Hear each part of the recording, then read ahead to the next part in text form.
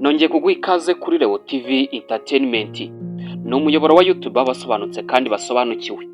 Uyu munsi munyemerere turebere hamwe ibintu bitanu wakora maze ukigarurira umutima w'umukobwa mu gihe uri umusore maze akajya agenda kururirimba ahageze hose, kuko uba waramwemeje. Ikintu cya mbere ushobora kwibaza ati ese bundi urukundo ni iki? Urukundo ni amarangamutima akomeye umuntu agirira undi ashobora kugaragarira mu buryo bw'imbere cyangwa inyuma.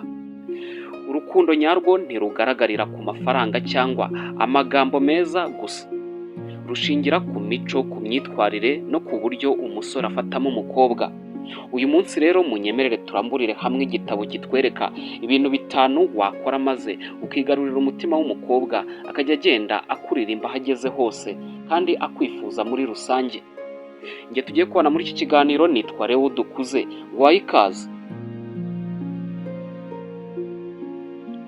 Twihuse ku mwanya wa mbere, mwubahe by'ukuri. Umukobwa akunda umusore umwubaha mu magambo, mu bikorwa no mu byemezo afata. Kumwubaha ni ukumwumva, utamutesha agaciro no kumufata nk'umuntu ufite agaciro muri rusange. Burya umukobwa akunda umusore umwubaha, maze ibi ngibi bigatuma umukobwa atangira kwiyumvamo umusore uteye atya. Twihuse reka tujye ku mwanya wa kabiri.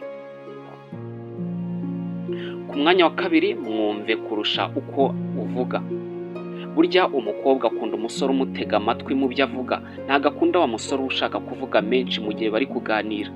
Abakobwa benshi bakunda umusore ubumva aho gukunda kuvuga cyane.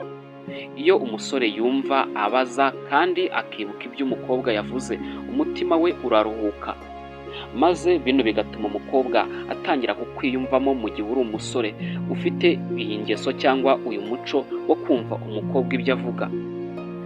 Nukora ibi ngibi umukobwa rwose nta kabuza uzaba utangiye kugenda umwigarurira buhoro buhoro. Wagiye ku mwanya wa gatatu. Ku mwanya wa gatatu, ba umunyakuri kandi wizerwa. Nta rukundo rurambye rubaho hatari ukuri. Umukobwa akunda umusore uvuga ukuri, uhagarara ku ijambo rye kandi utamushuka. Niba ushaka ko umukobwa kwiyumvamo uba umunyakuri, maze umukobwa ujye umwubaha mu byo avuga byose, ntumubeshye, kuko iyo umubeshye bizatuma umukobwa atangira kugenda agutakariza icyizere. Rero ba umunyakuri, maze umukobwa nta kabuza rwose azatangira kugenda kwiyumvamo, aho azajya aguhamagara buri munsi yifuza ko mwajya muhorana buri munsi muri rusange. Twagiye ku mwanya wa kane.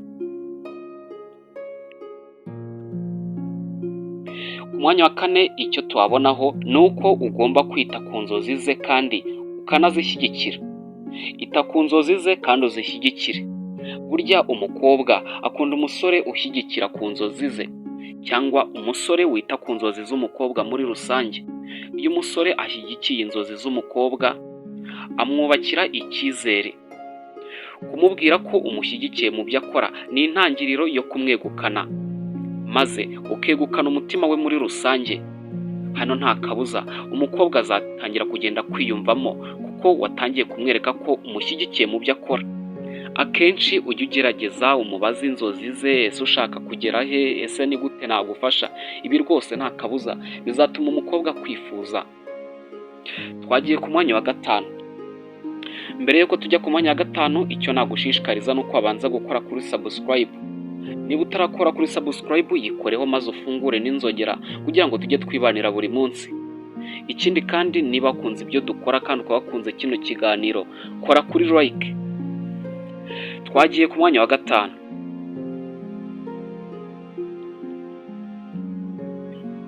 Ikintu cya gatanu ukwiriye gukora niba ushaka kwegukana umukobwa, mwereke ko ufite ejo heza. Burya abakobwa bakunda abasore bafite ejo heza kandi babereka icyizere cy'ejo hazaza. Umukobwa akunda umusore utekereza kure, ufite icyerekezo kandi uharanira kuba umuntu mwiza. Burya iyo umusore agaragaza ko afite ejo heza, afite ibitekerezo byiza, ibi nabyo ni ibintu bikurura umukobwa cyane. Si ugutunga byinshi, ni ukugira icyerekezo. Burya abantu benshi bakunda kugira ngo umukobwa agukunde ni ukuba ufite amafaranga, ariko iyo umwereka kuzagira ejo heza burya ni ikintu rwose cy'ingenzi gituma umukobwa atangira kugenda kwiyumvamo. Niba kunze kino kiganiro kora kuri subscribe. Iyi ni Leo TV Entertainment.